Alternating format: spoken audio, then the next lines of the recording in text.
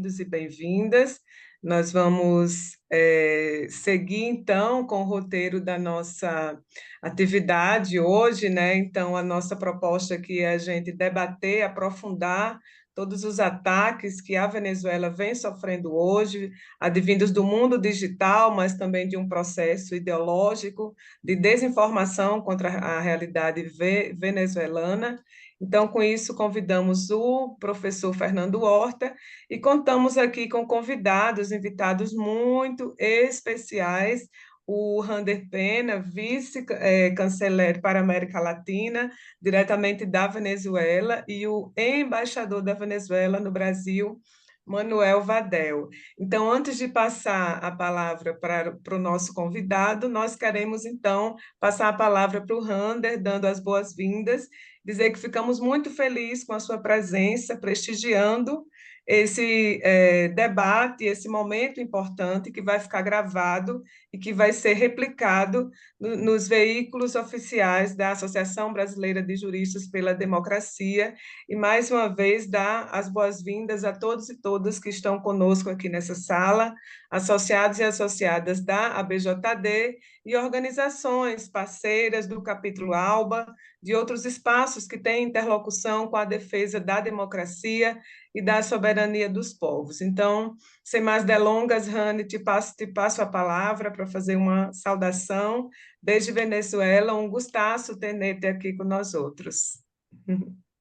El gusto es mío. Agradezco este espacio que me permiten saludar el esfuerzo que hace la Asociación Brasileña de Juristas en defensa de la verdad, por defender la verdad, por decir la verdad, por difundirla ampliamente.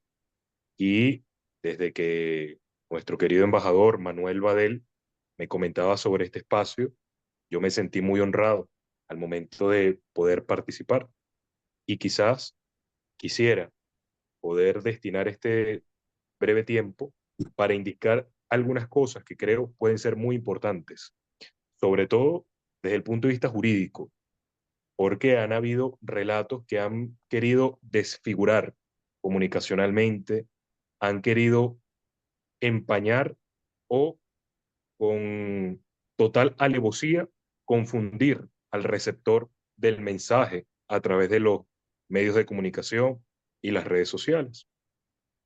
Como todos sabemos, el 28 de julio fue la elección presidencial en la que los venezolanos elegíamos al presidente de la República por los próximos 6 años. Eso de acuerdo a mandato constitucional, que la elección debe hacerse cada 6 años, a pesar de las múltiples situaciones, complejidades que de Venezuela nosotros hemos tenido a lo largo de los últimos 10 años, si algo ha caracterizado a nuestras instituciones en Venezuela es la implementación y respeto de las leyes y de la Constitución. Esto es importante decirlo, mis queridos compañeros, porque nosotros o cualquier otro país del mundo con características similares a la que tiene Venezuela, en la que se le aplica sanciones que afectan y lesionan al pueblo venezolano, que hay un Estado generalizado en la que perjudica la cotidianidad en Venezuela, podía simplemente indicar la no realización de las elecciones bajo fundamentos sociales, políticos, argumentaciones totalmente válidas, pero el presidente Nicolás Maduro, como respetuoso de la Constitución, nuestras instituciones fuertes como son, se convocaron a las elecciones el 28 de julio. No hubo problema. La verdad, el 28 de julio transitó todo con total normalidad. Se da el primer boletín a las 12 de la noche del 28 de julio. Resulta ganador el presidente Nicolás Maduro. El ganador celebra, el perdedor insatisfecho se molesta. El perdedor insatisfecho molesto convoca a las calles al día siguiente a una movilización violenta porque dejó saldos y daños, tanto materiales como humanos, que nosotros hemos calculado rondan los 300 millones de dólares en daños causados a la República ese día 29 de julio, 30 de julio, pero por si las manifestaciones violentas no fueran suficientes y desconociendo ellos abiertamente el resultado publicado por el Consejo Nacional Electoral, deciden el día martes 30 hacer pública unos resultados que ellos mismos fabricaron. Estos resultados que ellos mismos fabrican deciden ponerlo en una página web. Aquí hay una primera situación, una primera agravante, dirían los abogados. Y la primera agravante es que ellos pretenden con esta acción sustituir la función del Consejo Nacional Electoral. Esto ya significa un delito electoral. Por eso es que el día 31 de julio, el presidente Nicolás Maduro, en su doble condición, como presidente en funciones y como presidente electo, adjudicado y proclamado por el Consejo Nacional Electoral, decide introducir un recurso contencioso electoral ante la máxima instancia jurisdiccional electoral del país, que es la Sala Electoral del Tribunal Supremo de Justicia. Aquí la primera pregunta: ¿es acaso el tribunal o a través de esta acción el Tribunal Supremo de Justicia sustituye la función del Consejo Nacional Electoral? La respuesta es no, porque el Tribunal Supremo de Justicia no da resultados, no es su función, esa es función del Consejo Nacional Electoral, como efectivamente lo hizo la noche del día 28 de julio. Ahora, el presidente va hacia el Tribunal Supremo de Justicia por tres razones fundamentales. Tres. Primero, el hackeo públicamente anunciado que había sufrido el sistema electoral. Dos, las situaciones de violencia que se habían generado que pretendían crear un estado de conmoción permanente, un caos social. Y tres, que la fuerza perdedora, la fuerza política insatisfecha por el resultado electoral, pretende desconocerlo y deslegitimar el proceso electoral. Y el presidente en funciones, que además es presidente electo, procura a través de este ejercicio poder pacificar, traer la calma, la normalidad. Allí podemos decir que el fundamento primero dentro de este recurso que se interpone legalmente se soporta ante el artículo 297 de la Constitución de la República Bolivariana de Venezuela, pero también al artículo 213 de la Ley Orgánica de Procesos Electorales, el artículo 27 de la Ley Orgánica del Tribunal Supremo de Justicia en su numeral número 2, el artículo 180 y 181. Y este recurso contencioso electoral tiene varios objetos. El primero de ellos, que sea garantizado plenamente el derecho al sufragio, tanto del candidato ganador como la porción mayoritaria del cuerpo electoral, sin obstáculos, sin sobresalto, como efectivamente se dio, pero lo fundamental era hacer cesar de inmediato la conducta inconstitucional, ilícita y violatoria del debido proceso por parte de los voceros políticos, que en vez, porque ellos podían, queridos compañeros y compañeras, utilizar las opciones judiciales disponibles en el caso de las dudas que tenían que cualquier ciudadano, actor político, participante en un proceso electoral pueda tener.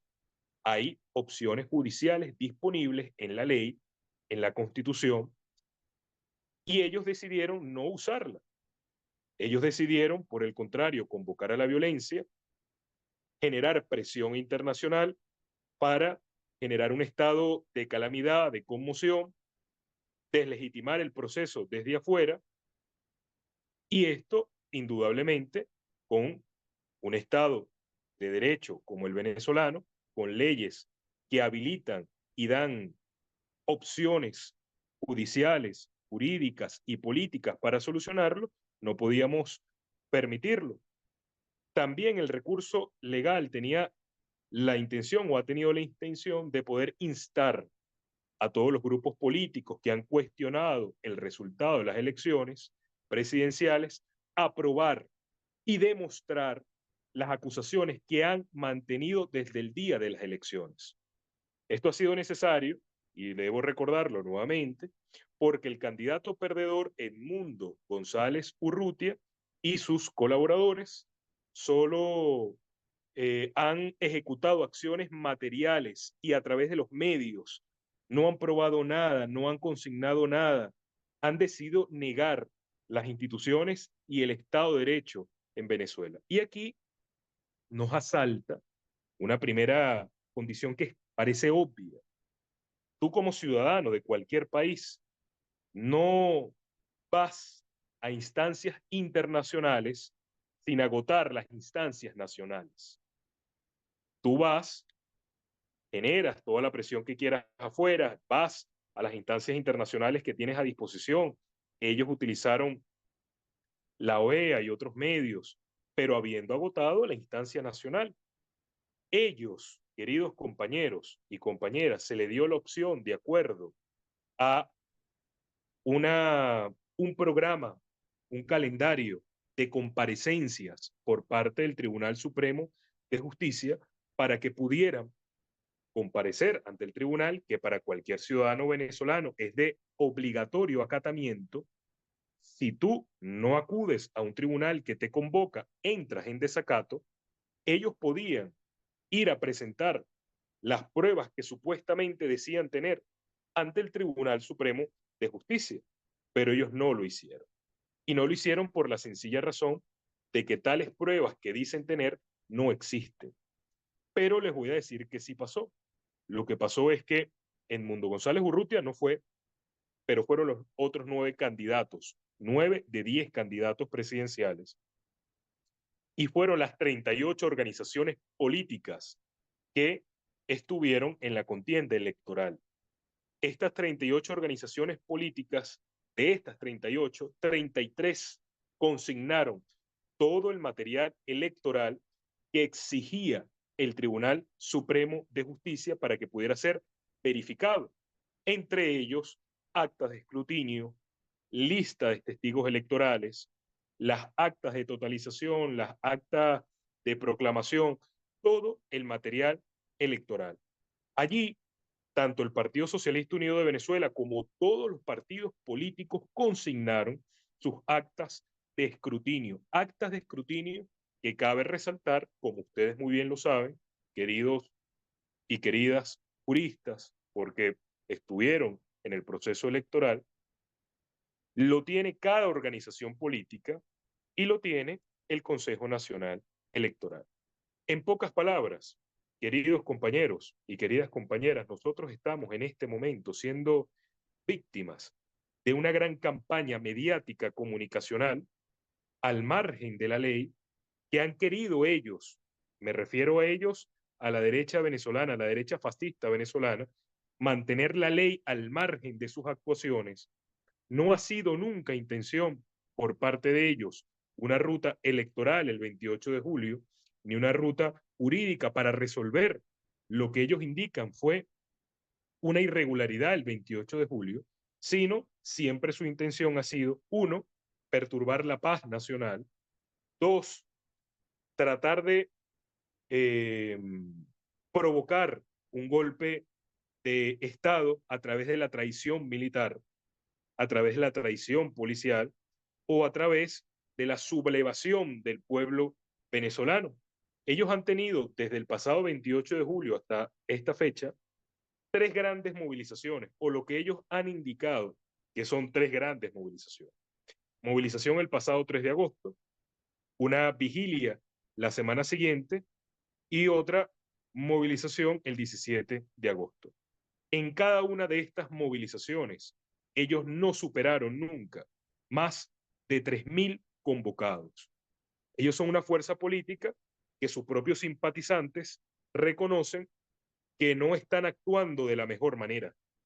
Ellos probablemente sí, indiscutiblemente son una opción política para muchos venezolanos, no para la mayoría de los venezolanos, pero ven quienes votaron por las razones que sean por ello, que la ruta que ellos han decidido tener luego del 28 de julio, al ser una ruta violenta, una ruta inestable y una ruta que no colabora con la paz nacional, han decidido dejarlos todos. Para finalizar, mis queridos compañeros y compañeras, con este saludo, les digo que los poderes públicos en Venezuela actuaron en función de lo que les correspondía. El Consejo Nacional Electoral, al difundir los resultados la propia noche del 28 de julio, al dar un segundo boletín el 2 de agosto y al estar dentro del plazo debido para la publicación de resultados, que además es una orden dada por el Tribunal Supremo de Justicia al momento de leer la sentencia, que de acuerdo al artículo 155 de la Ley Orgánica de Procesos Electorales, tienen hasta 30 días para hacerlo. Eso por un lado. Y por otro lado, la sentencia leída inapelable por parte del Tribunal Supremo de Justicia, que luego de verificación de todo el material electoral, con presencia de veedores internacionales también, pudo tomar la decisión que tomó, que finalmente ratificó lo anunciado por el Consejo Nacional Electoral. Esos son las instituciones venezolanas actuando con firmeza y respeto a la voluntad expresada por parte del pueblo venezolano el pasado 28 de julio. Eso, digamos que en líneas generales, en un muy breve tiempo, en un cortico tiempo, era lo que yo quería trasladarles a cada uno de ustedes, juristas, amigos, amigas, todos y todas, y muy pendiente, muy atento. De verdad me interesa muchísimo poder leer el informe que ustedes acabaron el día de hoy, no importa que esté en portugués. Ahí yo más o menos puedo ir entendiendo. Me interesaría muchísimo tenerlo y poderlo, luego, eso sí, la traducción luego, poderlo difundir por Venezuela para que pueda los venezolanos conocer el informe que la Asociación Brasileña de Juristas pudo hacer sobre las elecciones venezolanas del pasado 28 de julio.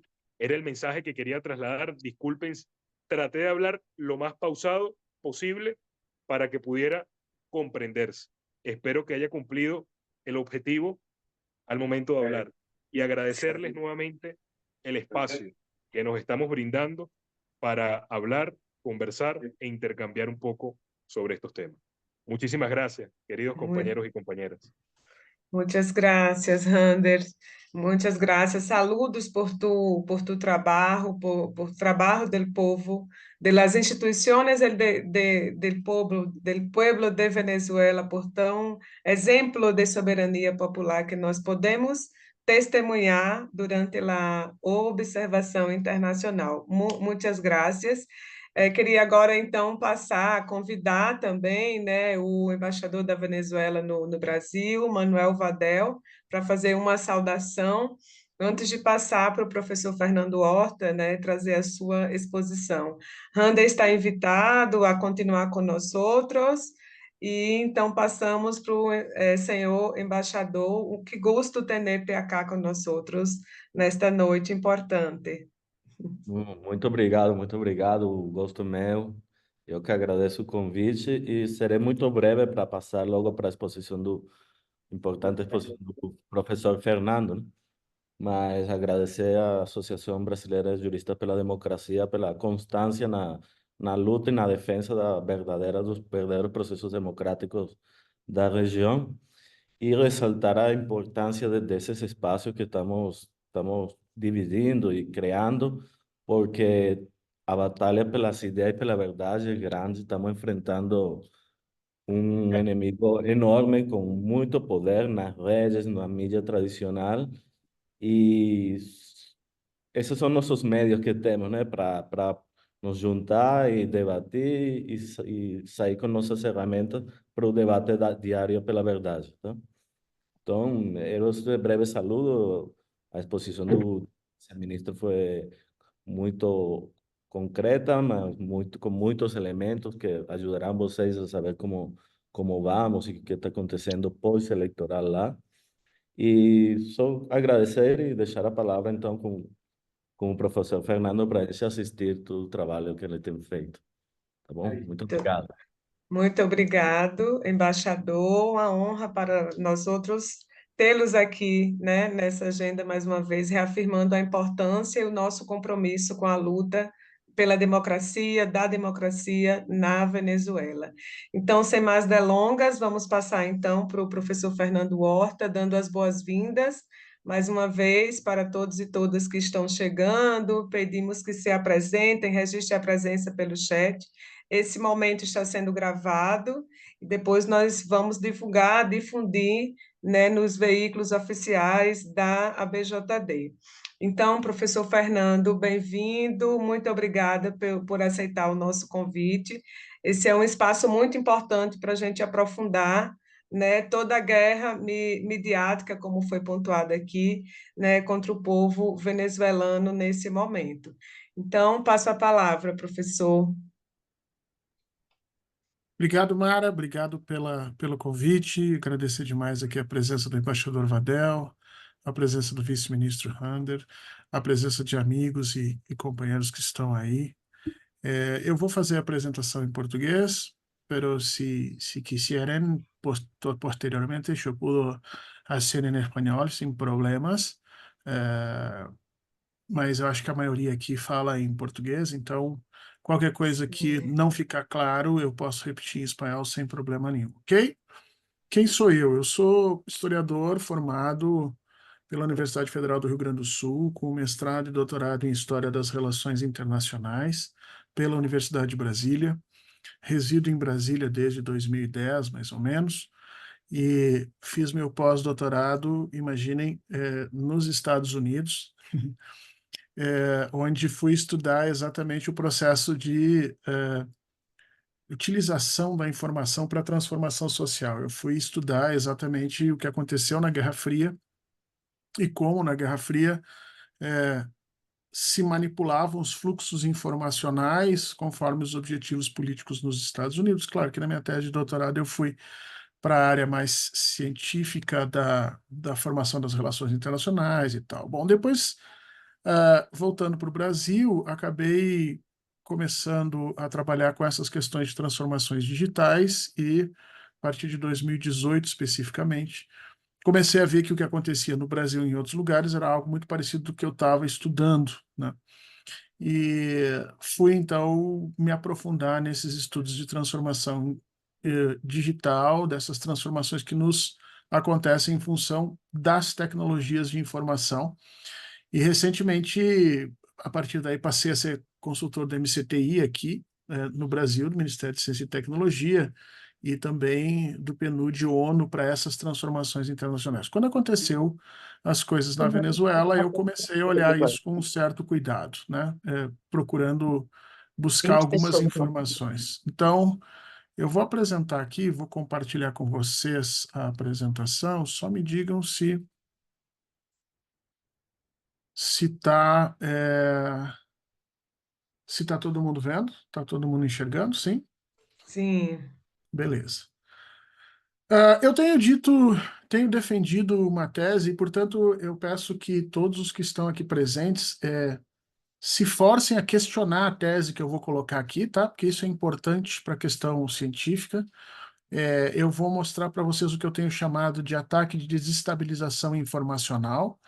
É um ataque novo, é um tipo de ação política nova, e vou mostrar para vocês por que ela é nova e que a Venezuela foi o primeiro lugar em que ela realmente aconteceu. Veja, o uso da informação para desestabilização política nós assistimos ao longo da história inteira, mas o que aconteceu na Venezuela foi muito sui generis, então eu pretendo mostrar aqui por que ela é sui generis, o que foi efetivamente que aconteceu, e peço que os senhores e as senhoras questionem isso de maneira bastante veemente, Eu vou trabalhar mais no sentido histórico, mas se houver alguém que se interesse, eu posso trazer os dados, mais dados específicos, por exemplo, das questões metodológicas, mais dados específicos das questões tecnológicas. Basta que as pessoas perguntem e eu tendo aqui à disposição, eu abri várias telas para fazer isso aqui. Então, para que as pessoas possam, a partir daí, acompanhar, ok? Então vamos rapidamente, o meu sumário da apresentação vai ser a informação. Primeiro eu vou trabalhar essa ideia de informação e tecnologia como uma arma ao longo do tempo, depois nós vamos ver esse ataque de desestabilização informacional, como ele já aconteceu em outros momentos na história, e aqui vou pegar um caso que eu estudei em detalhe nos Estados Unidos, um caso da Guerra Fria, e depois eu vou trabalhar aquilo que aconteceu na Venezuela a partir daquilo que eu venho juntando de informações e pesquisas a respeito disso. Eu quero só informar duas coisas, tá? Eu não obtive nenhum tipo de informação ou pesquisa ou documento especial, nem da embaixada, nem do governo venezuelano, né? Então, para evitar essa questão de viés que as pessoas podem pensar, não, né? Não, inclusive o embaixador Vadel, acho que vai estar vendo isso pela primeira vez aqui, porque quando eu falei na embaixada ele não estava presente, né? Mas de maneira nenhuma, e olha que eu tentei, quero dizer a todos que eu tentei pedir várias informações, tentei pedir vários documentos e eles todos foram muito corretos com a Venezuela, obviamente, dizendo não, essas coisas estão sob controle dos nossos tribunais, não há como fazer isso. Então, o que eu vou buscar aqui e mostrar para vocês é fruto de pesquisa, tá? E de recolhimento. Então, vamos lá. Informação como tecnologia, aliás, informação e tecnologia como arma, a gente vai encontrar na história desde o início da nossa existência, basicamente, tá?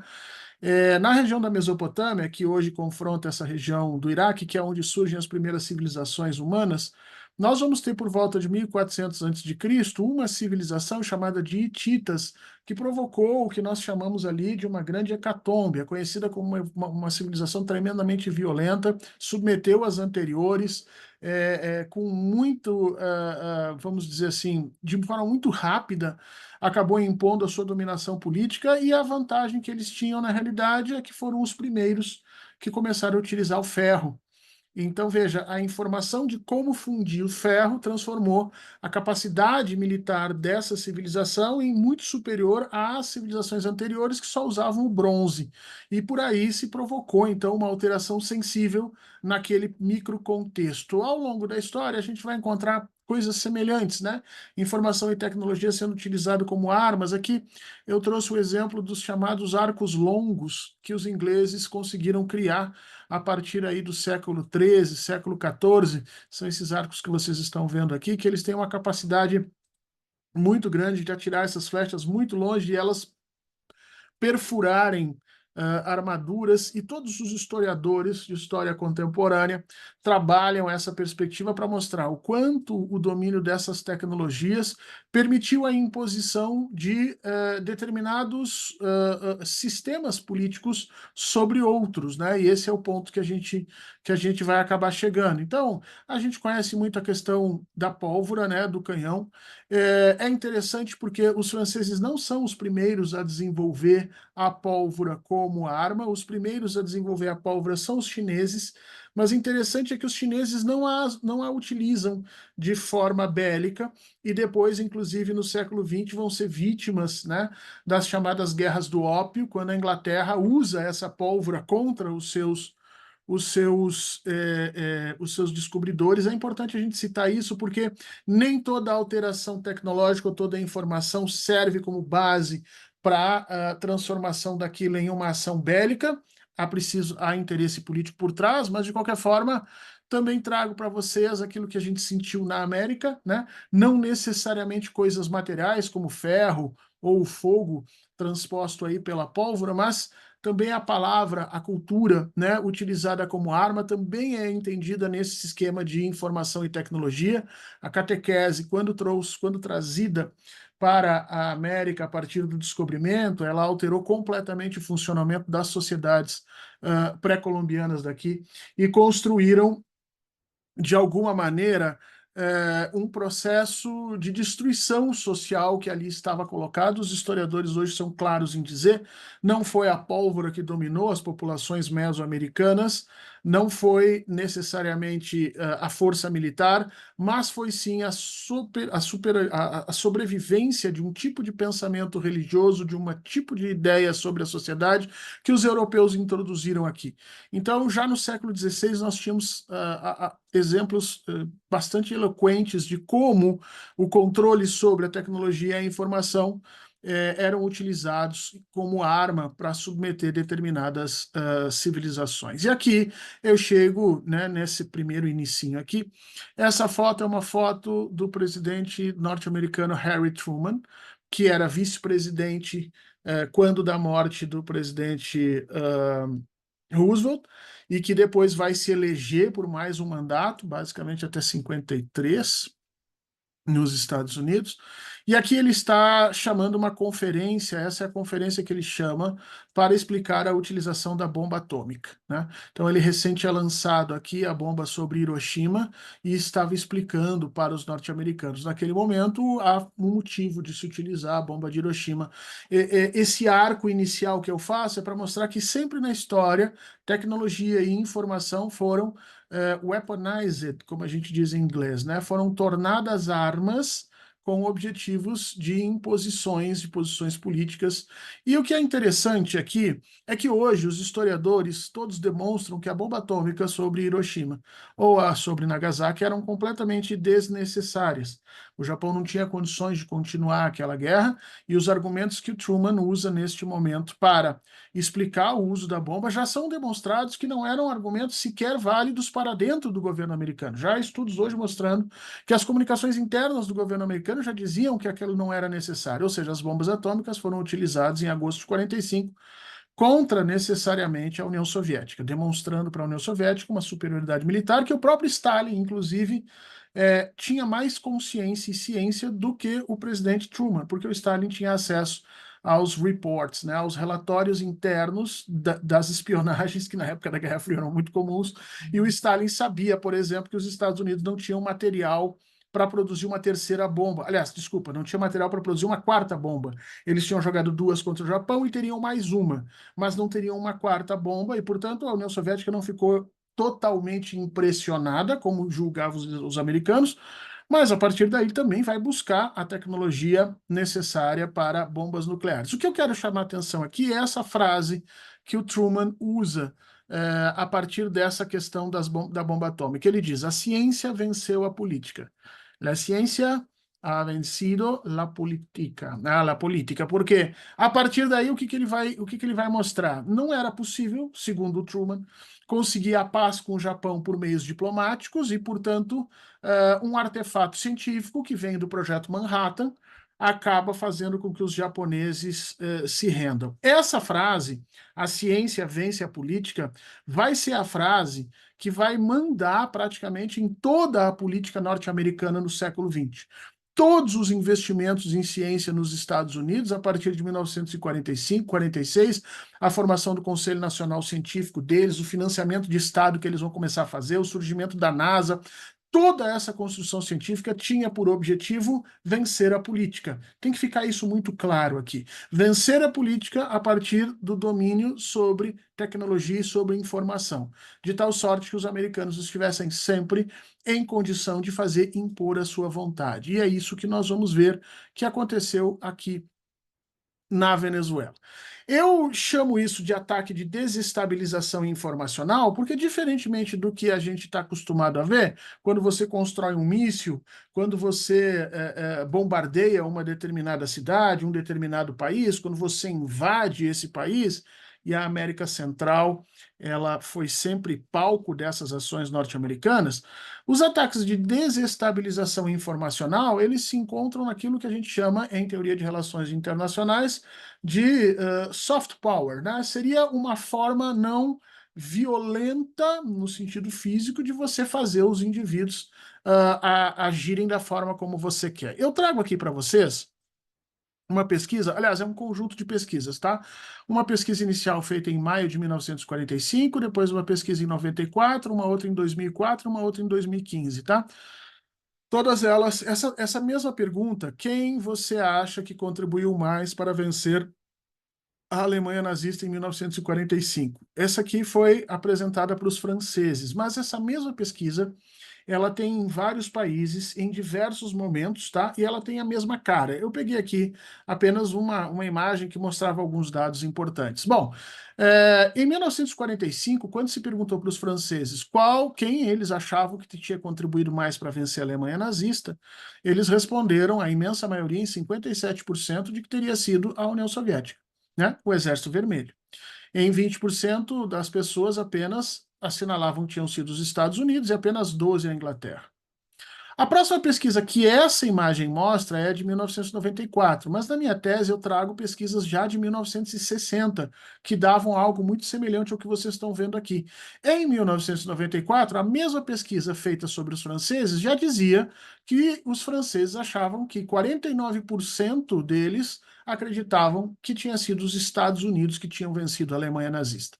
Veja, essa é a primeira grande diferença que eu quero mostrar para vocês. Entre 1945 e 1994, no caso, na minha tese, eu mostro que é 1960, ou seja, em 15 anos, houve uma completa modificação daquilo que a população que tinha presenciado a Segunda Guerra tinha visto sobre ela, né? Quem estava ali em 1945 e viu como o Exército Vermelho venceu a imensa maior parte do exército nazista, está dando quando responde essa pergunta, responde com a sua memória, com o seu conhecimento. Quem está em 94, ou em 2004, ou em 2015, não viu isso acontecer. Portanto, vai responder essa pergunta a partir de um processo de transformação informacional. E eu, na minha tese, fui estudar esse processo, fui ver como isso tinha acontecido, né? Como é que se deu essa imensa transformação? E na minha tese eu chego à conclusão que, em primeiro lugar, isso se deu pelo controle que os norte-americanos fizeram da televisão, que vai ser o meio principal de informação para eles. Para vocês terem uma ideia, em 1950, apenas 9% das casas nos Estados Unidos tinham televisão. Em 1950, 9% apenas tinha televisão. Em 1960, em 1959, esse total já é quase 82%. Ou seja, num período de 10 anos, os Estados Unidos colocaram dentro da casa dos seus próprios cidadãos uma forma de comunicação direta e imediata com eles. Mas não foi só isso. Colocaram essa forma de comunicação e treinaram as pessoas nessa forma de comunicação. O que nós hoje entendemos na América Latina praticamente toda, né? Aquele telejornal de final do dia, com um especialista explicando as coisas, um apresentador chamando, né? Uma série de seleções de notícias pré-estabelecidas. Esse modelo de informação foi montado nos anos 50 nos Estados Unidos. Isso é muito sério, porque até hoje nós reproduzimos isso, né? Aqui você tem o gráfico da quantidade de televisões que os norte-americanos vão tendo, depois a televisão colorida, e depois, mais adiante aqui, né, as televisões em High Definition e HD TV. Então, a primeira coisa importante era o meio comunicacional, né? E por esse meio comunicacional, os norte-americanos conseguiram explicar o mundo para os próprios norte-americanos. O que eu quero dizer? Se nós pegamos os Estados Unidos antes da Primeira Guerra Mundial, eles eram completamente isolacionistas. O que era ser isolacionista? Era entender que os Estados Unidos se baseiam, como é que eu vou dizer assim? Eles funcionavam como eles mesmos, por eles mesmos, se bastavam por eles mesmos e não precisavam de absolutamente nada. Então, até a Primeira Guerra Mundial, a imensa maior parte do legislativo norte-americano não aprovava verbas para guerras ou para intervenções internacionais. Não havia essa aprovação, porque eles sempre diziam que a América é para os americanos, a Europa que fique para eles, nós não temos que nos meter. No final da Segunda Guerra, quando os norte-americanos percebem que eles precisam ter uma ação internacional, eles precisaram educar a sua população para que essa população aceitasse e, através de mandatos legislativos, permitisse que as verbas de Estado fossem introduzidas para que eles pudessem fazer as intervenções internacionais. E aí você tem que fazer uma coisa complicada, você tem que explicar para a tua população que de repente não tem casa, que não tem hospital, que não tem saúde, que não tem educação, que você vai pegar bilhões de dólares e jogar na Grécia, e que você vai pegar bilhões de dólares e jogar na Turquia, ou que você vai pegar bilhões de dólares e investir na Itália. E isso não é claro para a população se você não tem um processo de vamos dizer assim, ensino de como elas deveriam pensar. Eu fui estudar isso, né? Além dessa questão da televisão, a academia, ou seja, as universidades, foram essenciais nesse processo, criando livros, montando teorias, fazendo cursos abertos para a população de como deveria se pensar o sistema internacional, por que se fazia guerra, a importância de se combater a União Soviética. Além disso, houve um processo público de letramento em relações internacionais, tá? O que é isso? Se ensinou todo mundo a pensar como uma das teorias mais importantes de relações internacionais. Acho que aqui nessa sala todo mundo já deve ter, na sua infância, jogado aquele joguinho chamado War, né? Que todo mundo, na adolescência, se reunia para jogar. O que era aquele joguinho War? Aquilo ali é a tradução física de uma das teorias mais importantes de relações internacionais, chamada de realismo, e que servia de base para as ações norte-americanas. Isso tudo é trabalho de governo, isso tudo são ações para essa transformação informacional. Além disso, eu ainda fui estudar filmes, livros e revistas. A gente tem um conjunto de ações públicas que foram tomadas para fazer exatamente isso que vocês viram no slide anterior, para fazer com que as pessoas deixem de acreditar que necessariamente foi a União Soviética e passem a entender os Estados Unidos como o principal vencedor desse processo. O que eu quero chamar a atenção, assim, o processo que eu estudei, ele levou 15 anos. Tá? Ele levou 15 anos, de 1945 a 1960, foram diversas ações, uma atrás da outra, para alterar o sentido da população norte-americana, que era tremendamente isolacionista e não queria se meter nas questões do mundo, para que nós tivéssemos, no final de 1950, no início de 1960, nós tivéssemos ali um país, como os Estados Unidos, completamente dominante no cenário internacional, despejando bilhões de dólares, seja de forma aberta via Forças Armadas, seja de forma velada via CIA, por exemplo, né? Então esse processo não é um processo simples. Eu trago aqui para vocês, apenas para que a gente comece a conversar, um gráfico que me mostra a utilização de internet na América Latina, de 1997 até maio de 2010. Hoje, esse gráfico está chegando nos 80%, tá? Isso aqui mostrava que em maio de 2010, 69% da América Latina já utilizava a internet, né? Hoje nós estamos tendo aí no Brasil níveis semelhantes a algo entre 88% e 90% de pessoas conectadas. A Venezuela, apesar de todo o embargo, toda a dificuldade que eles têm com relação à aquisição de tecnologia, eles têm um nível de utilização da internet semelhante ao do Brasil. Os dados que eu tenho dão conta de 86%, 85%. Isso é muito importante. Por que que a Venezuela atinge esse nível de acesso e, por exemplo, outros países que têm contenciosos com os Estados Unidos não? Porque os Estados Unidos aos Estados Unidos interessam que a Venezuela tenha acesso, a sua população tenha acesso à internet, porque isso significa que abre-se um espaço para disputa que, obviamente, se está querendo fazer. Então, a internet vai funcionar aqui exatamente como a televisão funcionou lá nos anos 50 para esse processo de desestabilização informacional. Como é que isso acontece, Fernando? Bom, eu vou mapear aqui para vocês, em poucos momentos, alguns desses movimentos em que os norte-americanos começaram a perceber que a internet, essa rede digital organizada, ela tinha condições de fazer alterações sensíveis na sociedade, na economia e na política dos países, né? Não é apenas um espaço para contar história, não é apenas um espaço para você reproduzir vídeos, mas é um espaço de alteração da percepção das pessoas. A primeira vez que eles sentiram isso, eles sentiram contra eles, inclusive. Havia ocorrido em 2008 a grande crise dos derivativos nos Estados Unidos. Em 2010, nós vamos ter a crise do euro, e, portanto, basicamente, 1/5 do PIB mundial tinha sumido, as pessoas que eram muito ricas seguiam muito ricas, mas tinham perdido muito dinheiro, e uma parte sensível da população tinha ido à pobreza completa, incluindo nos Estados Unidos, perdendo casas, perdendo empregos e tudo mais. Indignados com isso tudo, surgiu esse movimento Occupy Wall Street.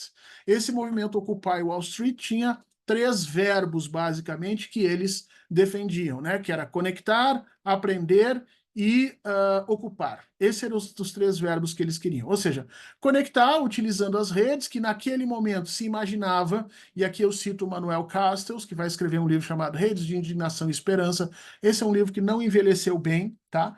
Nesse livro, o Manuel Castells, ele fica super feliz com as redes, ele acha que as redes vai ser o grande caminho da democracia, porque dá voz aos mais pobres, porque permite um uso horizontal. Ele tem 5, 6 grandes argumentos que acabaram se mostrando completamente falhos, né? Acabaram não acontecendo pelo domínio dos algoritmos, mas isso a gente fala num outro momento, né? Nesse momento aqui, os Estados Unidos se apavoraram. Do nada, movimentações sociais gigantescas ocuparam espaços estratégicos nos Estados Unidos, utilizando cidadãos americanos. Veja, isso aqui não foi organizado nem pensado por nenhum país estrangeiro, porque na época ninguém tinha o domínio dessas tecnologias. Os Estados Unidos perceberam o tamanho da possibilidade que estava à sua frente a partir de 2011. E a partir daí começaram a testar a água, né? Já em 2011, mais para o final do mês, eles vão começar a montar isso na chamada Primavera Árabe. Aqui vocês têm uma foto dos protestos na Praça de Tahrir, que vão colocar o presidente egípcio Mubarak, né? Ele vai fazer com que ele acabe renunciando, e esse é um momento muito clássico, né? Onde os Estados Unidos não operam efetivamente a causa do movimento, porque as tensões na região já eram há muito tempo, mas que eles oferecem um caminho para aumentar o processo de tensionamento. E isso foi feito claramente com a utilização das primeiras redes sociais. Essa é uma foto do Cairo, se não me engano, na época onde já se lê aqui a palavra Twitter. A gente que é historiador, toda vez que a gente vê uma foto, a gente tenta entender, né? Por que num país árabe, cuja língua é árabe, alguém escreveu em inglês com caracteres, com alfabeto nosso, né? É porque o destinatário dessa mensagem, que está escrito Twitter, não era a população árabe da região, não era a população egípcia, mas era o restante do mundo. Era a demonstração de como já se utilizava redes sociais para fazer essas organizações, né? E aqui os Estados Unidos começam apenas a jogar álcool na fogueira que já existia. Quer dizer, quando o estudante egípcio se imola, joga fogo em si mesmo para iniciar esse protesto, ali já começou a situação. Agora, os americanos vão direcionar os fluxos de informação para atingir os objetivos dele, e isso ficou conhecido como Primavera Árabe. Eu poderia dar outros exemplos aqui, mas é chover no molhado, né? Em 2013, nós vimos isso acontecer aqui no Brasil, né? Em 2013, nós vimos as chamadas Jornadas de Junho, em 2013, que começaram com uma discussão sobre o preço das passagens, portanto, numa esfera de competência municipal, e, obviamente, questionando alguns prefeitos, e elas terminam, no final de 2013, atacando o governo da presidenta Dilma Rousseff, que até então, naquele momento, tinha mais de 80% de aprovação. Ela tinha mais aprovação do que o presidente Lula teve durante o seu mandato naquele mesmo período, né? E ela cai para metade dessa aprovação. Terminadas as jornadas de junho, a presidenta Dilma Rousseff está com 40% dessa aprovação. É interessante a gente perceber, eu tenho um artigo, depois quem quiser olhar, eu tenho um artigo explicando um pouquinho sobre isso, falando sobre as jornadas de junho de 2013, o teste digital da doutrina Obama. Eu mostro que o Obama foi o primeiro presidente dos Estados Unidos a usar ativamente essas questões digitais para o que eles chamam de regime change, né? Então, nesse artigo eu dou alguns dados a respeito disso. Essa é uma foto que vocês estão vendo do Rio de Janeiro, tá?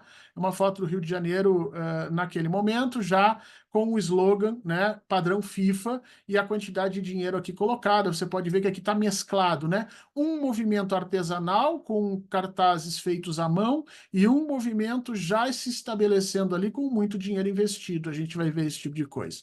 Vai acontecer também, no mesmo 2013, a espionagem sobre o governo alemão, que também mostra que os Estados Unidos já tinham esse controle, ou os 5 grandes, né? Canadá, Estados Unidos, Inglaterra, Austrália e Nova Zelândia, trocavam informações, e que os outros países, ainda que sejam países do Ocidente, eram apenas amigos, parceiros nesse processo, né?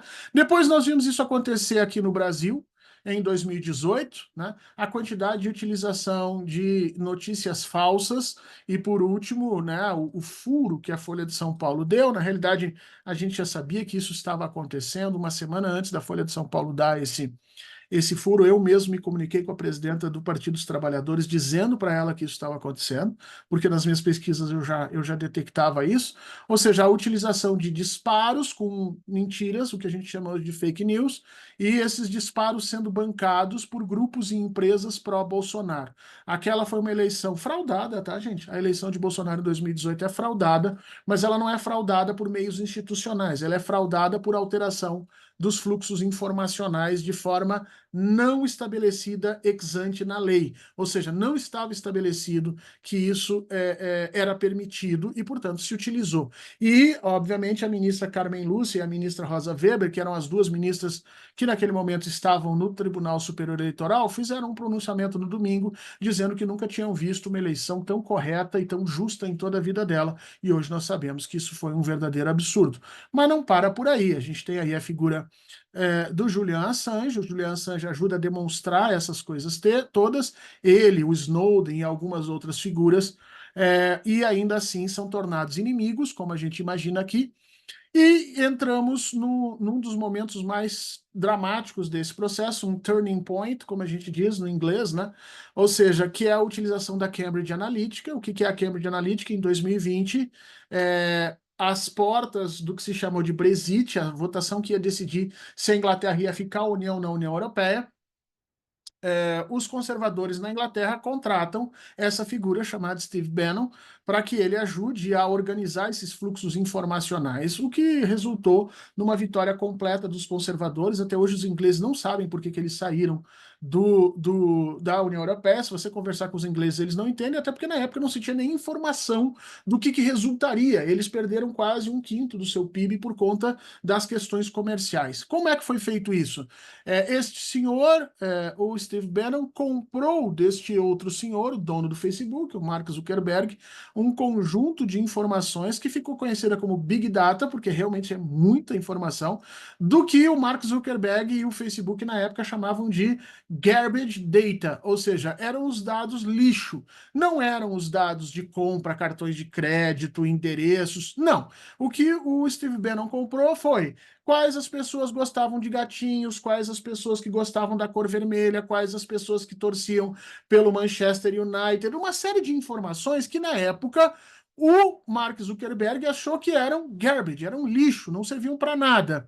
E o Steve Bannon pagou 5 milhões de dólares por essa informação. Hoje nós sabemos, porque isso foi alvo de ouvidoria dentro do parlamento norte-americano. O que o Steve Bannon fez com isso? Ele transformou a população da Inglaterra ele colocou elas em 10 perfis psicodigitais. 10 perfis psicodigitais, ou seja, ele alocou todo mundo em 10 tipos ideais weberianos de pessoas que tinham determinados gostos em comum. E a partir daí ele construiu sistemas de informação direcionado para cada um desses grupos. Ou seja, o que a Cambridge Analytica fazia? A Cambridge Analytica determinava que, né, através dos seus cliques e do seu comportamento nas redes, o que você gostava, como é que você via o mundo. Se você gostava de gatinhos, a Cambridge Analytica determinava isso e te mandava mensagem política embalada em gatinhos, né? Então, se eu quero, por exemplo, fazer o presidente Maduro ser odiado, eu mando lá uma notícia dizendo que o presidente Maduro come gatinhos pela manhã. E, obviamente, aquela pessoa que recebe aquela informação, ela já recebe uma informação diretamente no ponto que pré-determinado por ela, que é um ponto importante, ela nem verifica o que está acontecendo ou não está acontecendo. Ou seja, a Cambridge Analytica mostrou que as pessoas têm um viés de aprovação, né? De comprovação. Eu quero que o mundo seja como eu quero ver. Então eu vou fazer esse mundo aparecer para essas pessoas, e a partir dali a coisa ficou realmente muito complicada. É tão forte isso que a Cambridge Analytica foi tornada, abre aspas, ilegal. Supostamente o governo americano não permite mais que isso aconteça, mas a gente vai ver que ele não permite, mas ele faz, né? Aqui, para a gente ir um pouquinho mais adiante, eu trago um alívio para a gente. Até agora eu mostrei para vocês momentos em que as redes e essas informações foram usados contra as populações mais pobres, né? Agora eu vou mostrar aqui para vocês um caso onde essas populações mais pobres utilizaram essas informações a partir, obviamente, do conhecimento que eles tinham disso tudo. Em 2020 e 2021, essa empresa chamada GameStop, que é uma empresa que vendia jogos na internet, uma das primeiras que faz isso, jogos de computador e tal, é uma das primeiras que faz isso. ela estava indo muito mal. E os seus acionistas resolvem fazer aquilo que a gente chama de short squeeze, né? Que é uma tática para espremer mais valor daquela empresa que já está caindo. Então, o que eles fazem?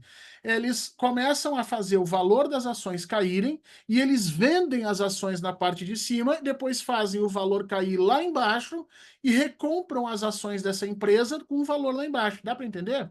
Eles, por exemplo, eles colocam uma ação que está valendo a 50, eles fazem a ação cair a 45 e vendem a ação a 45. Só que a partir daí, como eles fazem esse trabalho, né, por cima, os grandes empresários, os grandes donos fazem esse trabalho conjunto, eles enganam o restante da população que tem ações daquilo ali.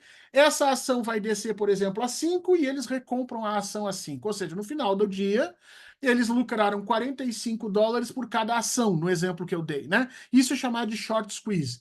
Só que os gamers, ou seja, a comunidade que circulava em torno da GameStop, que gostava, que comprava os serviços e que eram apenas consumidores, descobriram isso e jogaram essa informação no Reddit, que é uma rede de comunicação diferente, semelhante ao que é o Facebook, mas um pouco diferente, tá?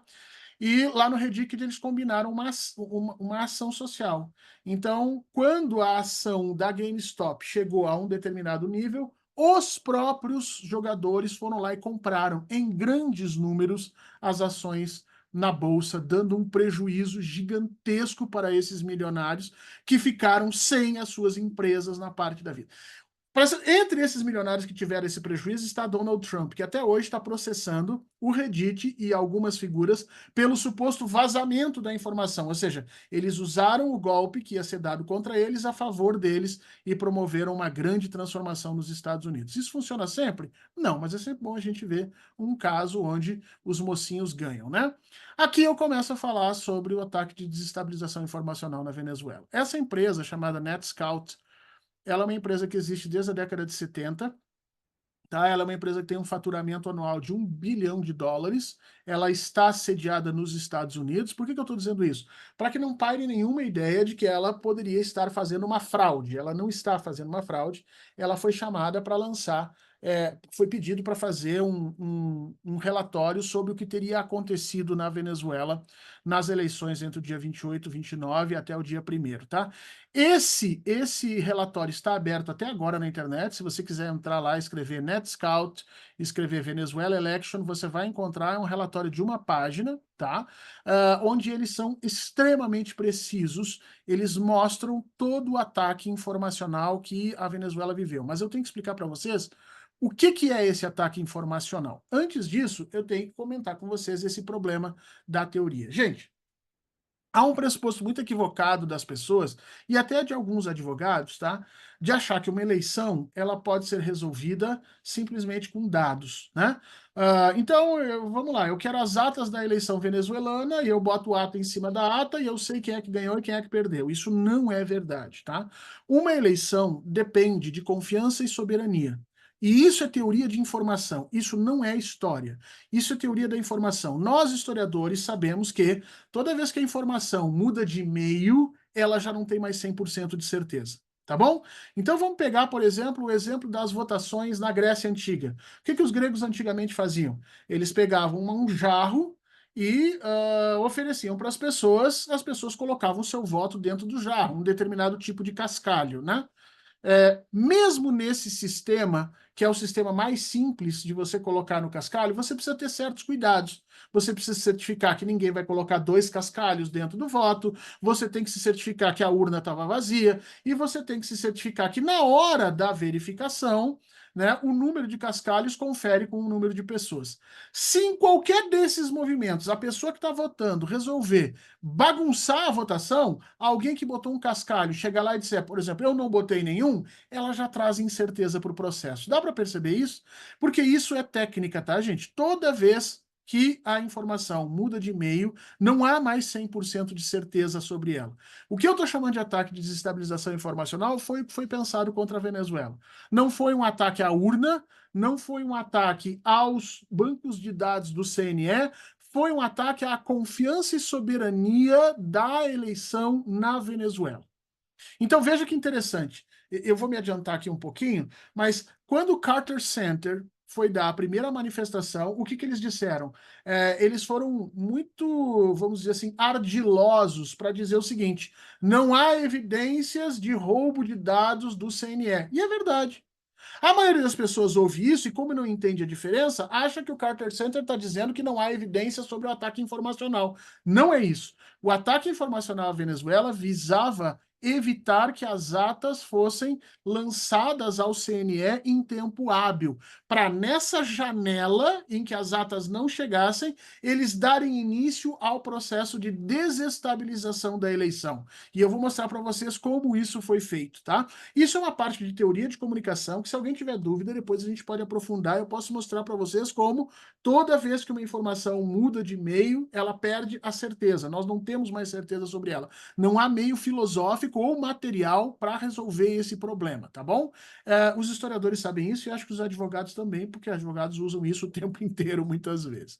Bom, o que acontece na Venezuela, tá, gente? Aqui eu vou usar uma linha de tempo rapidamente com vocês. Pela manhã do dia 28, sai uma boca de urna dizendo que havia o González havia ganho por 70-30, tá? Para qualquer historiador, cientista político, sociólogo que estude a América Latina, inclusive a Venezuela, essa diferença 70-30 era uma informação impossível. Tá? Porque o chavismo na Venezuela tem uma base aí de 4,5, 4,8 milhões de pessoas ainda hoje, já teve votações com mais de 7 milhões de pessoas, tá? E, portanto, a eleição do presidente, a escolha do Maduro para ser o candidato do PSUV contou com quase 4 milhões e 200 mil pessoas, portanto é impossível você imaginar, ou muito difícil você imaginar, que haveria uma perda de quase 1/3 dessa força nas urnas para chegar naquilo que a boca de urna vinha colocando naquele momento, né? Eu quero que guarde essa relação 70-30, porque esse é um dos motivos do golpe, tá? Então sai pela manhã isso. Hoje nós sabemos que a empresa que lançou essa boca de urna é uma empresa ligada aos norte-americanos, a CIA, que já trabalhou na Turquia, que já trabalhou em outros momentos fazendo esse mesmo processo, lançando essas bocas de urna para desestabilizar a questão, tá bom? No dia 28, de noite ao meio-dia, à meia-noite, saem os primeiros resultados e a partir do dia 29, a situação começa a ficar complicadinha. Por quê? Porque a oposição começa a iniciar o seu processo de caos social na Venezuela, né? E olha só que interessante, não só do dia 28, do final do dia 28 até o dia 30, nós vamos ter o aumento da violência na Venezuela e, ao mesmo tempo, o aumento da disseminação dessas informações todas pela América Latina, né? Aqui embaixo, por exemplo, está aqui o valor que foi aberto lá naquela boca de urna, 65-31, e em seguida, alguns portais no Brasil já davam essa informação aqui. Contagem rápida independente deu vitória a González. Supostamente essa seria uma segunda fonte, que eu vou falar daqui um pouquinho, que daria vitória por 66 ou 70-30, como eu estou chamando, a González. Eu quero que vocês percebam que eles tentam multiplicar a mesma informação por diversas fontes para dar a ela um sentido de legitimidade. Não houve o ataque ao banco de dados do CNE, que às vezes as pessoas me perguntam isso. Ah, mas se houve um ataque hacker, como é que o CNE teve a capacidade de dar a resposta? Porque o pacote de envio de informações, quando ela vai somente a informação da urna, ela é pequena. Quando você tem que transmitir a ata, você tem que transmitir um arquivo digitalizado, e ele é maior. E a gente vai ver que esse arquivo digitalizado é que teve problema. O ataque não foi ao banco de dados, mas foi um ataque de informação. Bom, no dia 31, sai um artigo no New York Times, eu tenho aqui o link, se alguém quiser pegar, pode pegar lá, né? Venezuela, Maduro's Elections Results. Sai um artigo no New York Times dizendo que um grupo independente teria dado 70-30. Esse grupo independente, que o artigo fala, é o mesmo que esse jornal aqui está replicando. Portanto, a fonte dessas informações, apesar de parecer que são diferentes, são a mesma, é o mesmo estudo. Que estudo é esse? É esse estudo, Projeto Alta Vista. Se você chegar agora, você pode entrar na internet e escrever Alta Vista Venezuela e você vai encontrar o site que eles criaram. Nesse estudo, eles criam uma arma que eu estou chamando de arma de destruição de democracias, tá? Eu tenho um artigo aqui, se vocês quiserem, depois eu mostro para quem tiver interesse. o que eles fazem? Eles pegam 999 urnas na Venezuela e, através de uma técnica estatística, eles extrapolam o resultado daquelas 999 para o restante da Venezuela. E, a partir daí, eles dizem quem ganhou ou perdeu. Imaginem o tamanho do problema se isso realmente for aceito como verdade. E eu fui atrás disso porque eu sou professor de metodologia de pesquisa também, embora não seja estatístico, tá?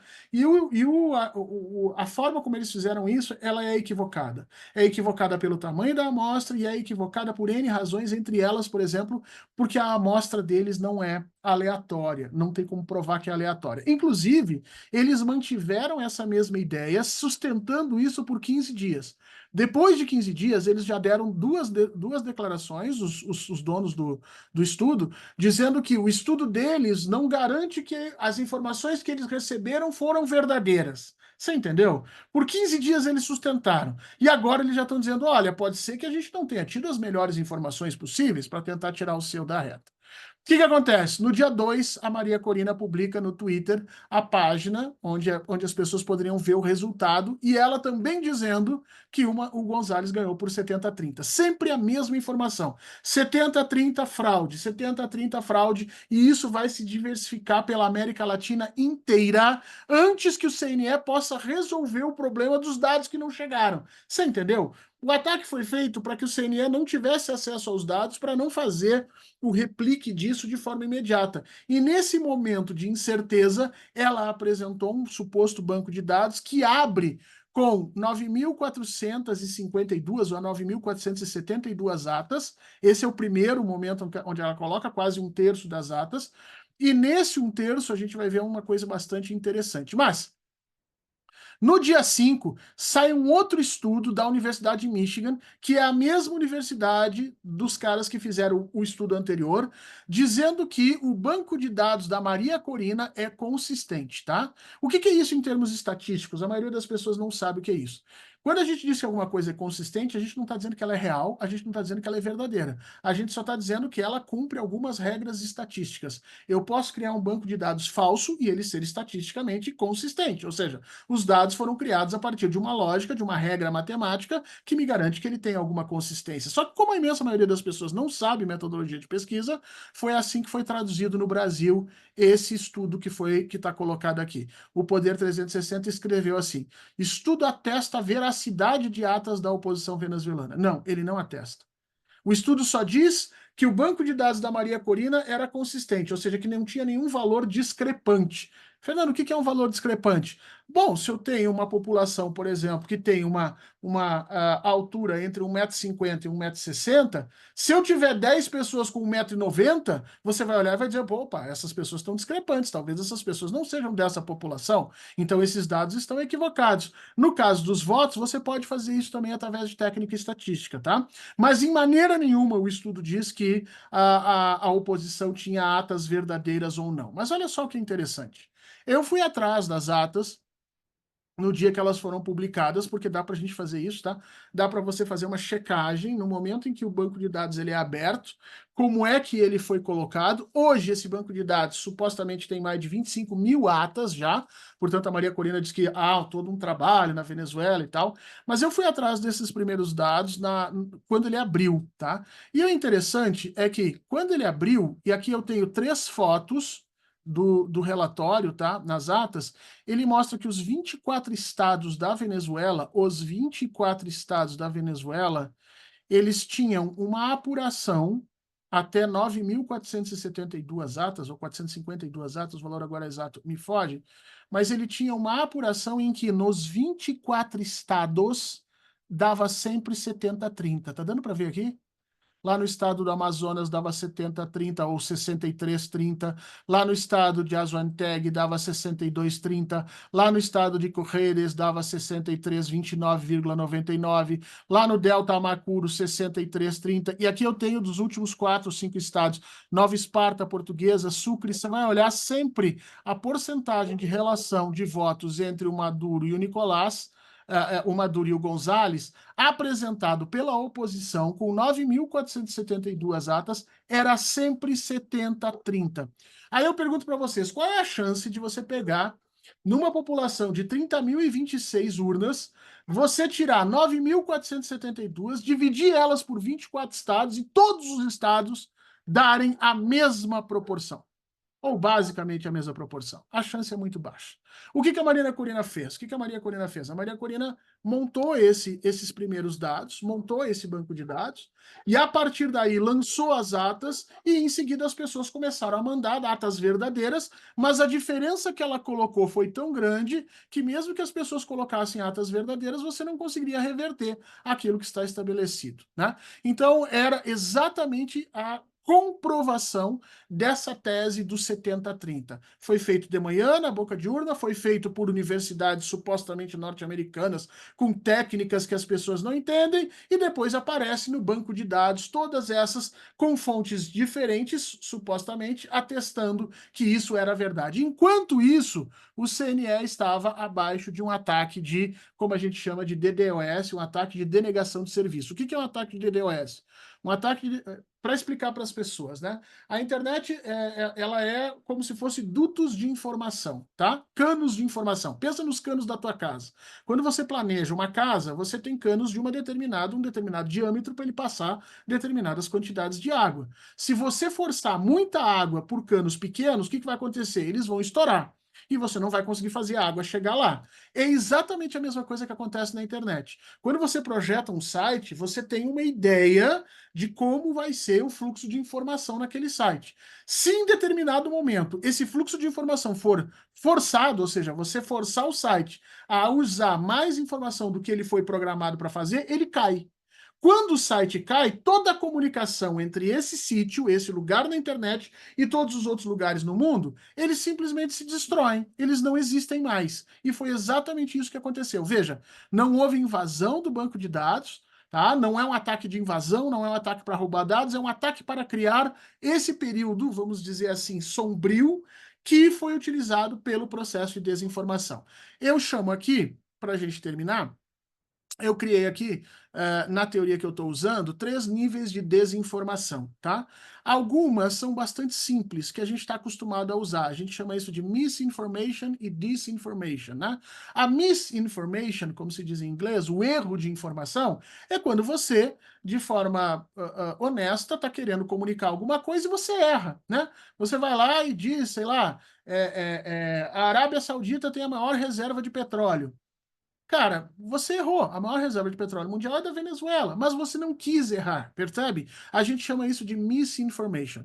Mas existe o que a gente chama de disinformation, que é quando a gente tem a vontade, o interesse de desinformar. E, portanto, essas duas coisas são completamente distintas. Um dos grandes problemas do Brasil e dos advogados que trabalham com isso é que eles costumam colocar tudo na mesma caixinha. E aí a oposição, especialmente os bolsonaristas, vêm a público dizer: não, mas eu tenho meu direito, eu posso ter errado, eu posso ter equivocado. A gente tem hoje ferramentas para saber a diferença entre a misinformation, o erro, e o ataque de desinformação. A gente viu isso em 2013, a gente viu isso em 2018, isso nós já estávamos acostumados, e certamente a Venezuela também estava acostumada com isso. Mas existe um segundo nível dessa informação, que é a partir do aproveitamento do iletramento, ou seja, quando as pessoas desconhecem as redes ou o processo de comunicação, e aí existe um ataque para alterar o limite de verdade da pessoa. O que é isso, Fernando?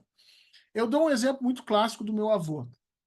O meu avô na Copa do Mundo, teve uma Copa do Mundo que foi no Japão e na Coreia do Sul ao mesmo tempo, lembram? E aí, acho que foi 2012. E aí o Japão prometeu que ia fazer um jogo que estava acontecendo na Coreia do Sul. Ele ia fazer esse jogo acontecer num estádio do Japão, onde as pessoas dentro do estádio iam poder ver a partida através de tecnologia de hologramas.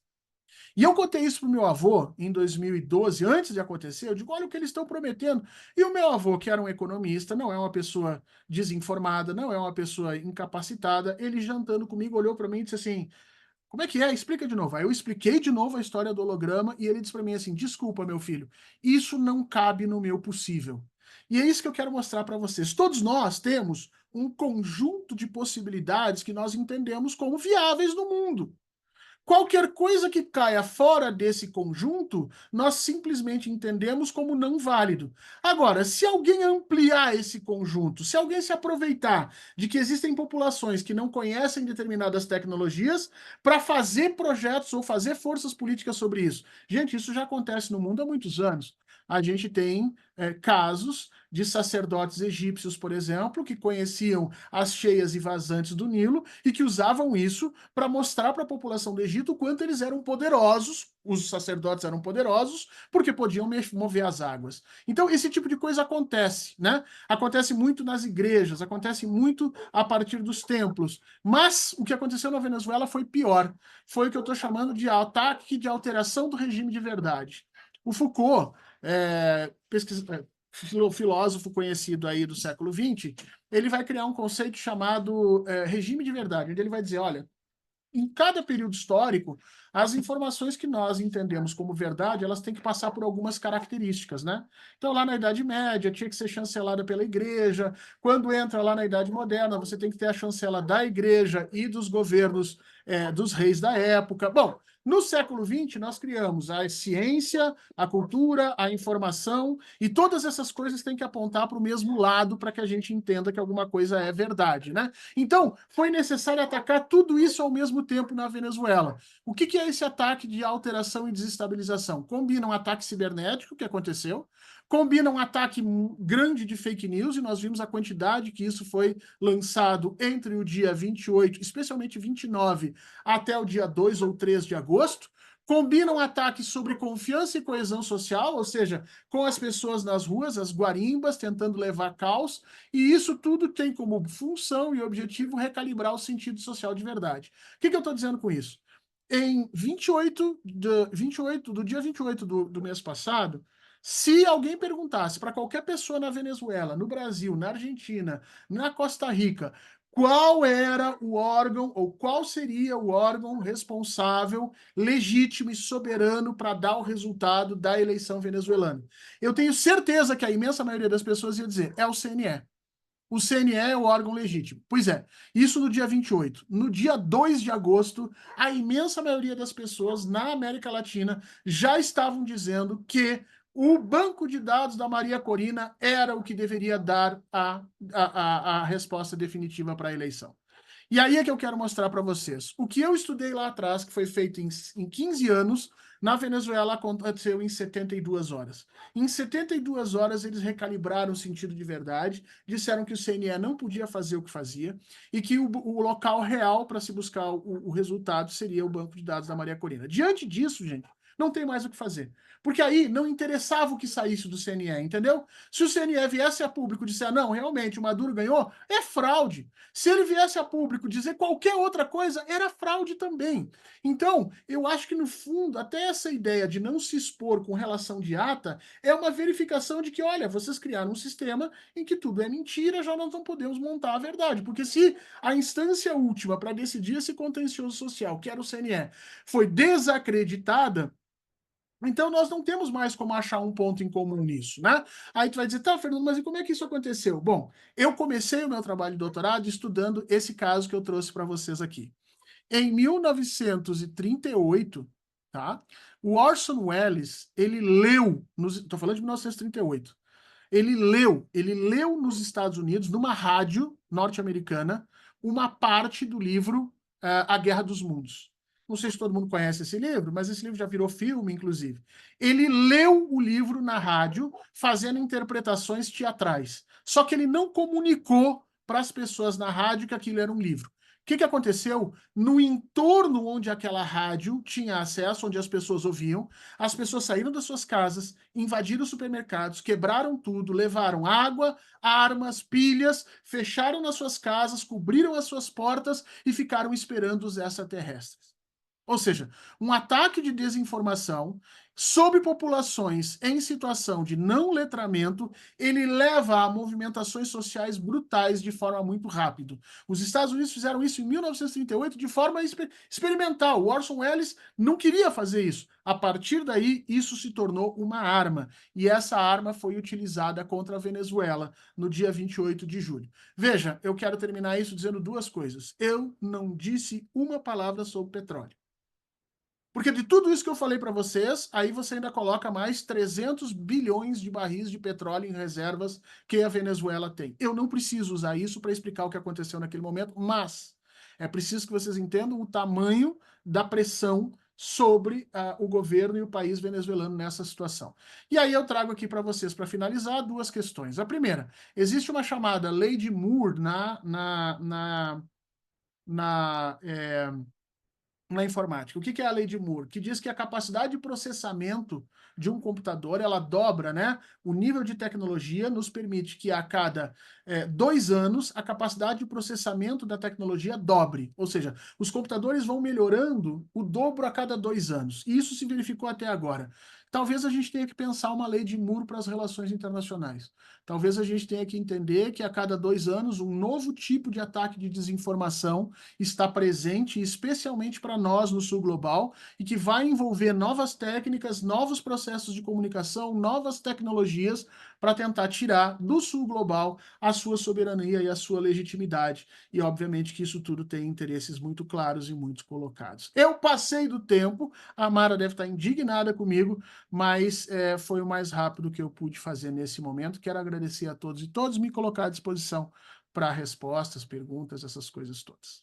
Obrigado.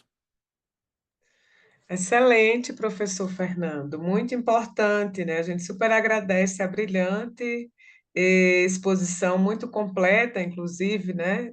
Com todos esses elementos que você traz aqui, e traz uma síntese muito importante de como que o capitalismo, né, digital, na relação com as forças de extrema-direita, tem avançado contra a classe trabalhadora, contra a democracia e, respectivamente, contra as suas instituições. Então, acho que essa síntese histórica que você traz com esses elementos nos remete para esse desafio que é histórico também, de como que nós vamos fazer esse enfrentamento nas diferentes frentes que atuamos, né? Em defesa sempre dos povos e da sua soberania, que é o compromisso, inclusive, que faz com que a própria ABJD exista, né, defendendo essas lutas. E aí eu não queria me alongar para abrir também para algumas considerações de alguns convidados que estão aqui, o embaixador Manuel também, se queria tecer alguma consideração, porque o propósito desse espaço era esse, a gente contar com a sua contribuição, né, com toda a sua análise qualificada, de forma que a gente pudesse dialogar sobre esses elementos e fazer chegar, né, essa verdade e esse olhar crítico e acumulado sobre esses ataques que nós temos enfrentado, não só no Brasil, assim como na Venezuela, como em outros países também da nossa região do Sul Global.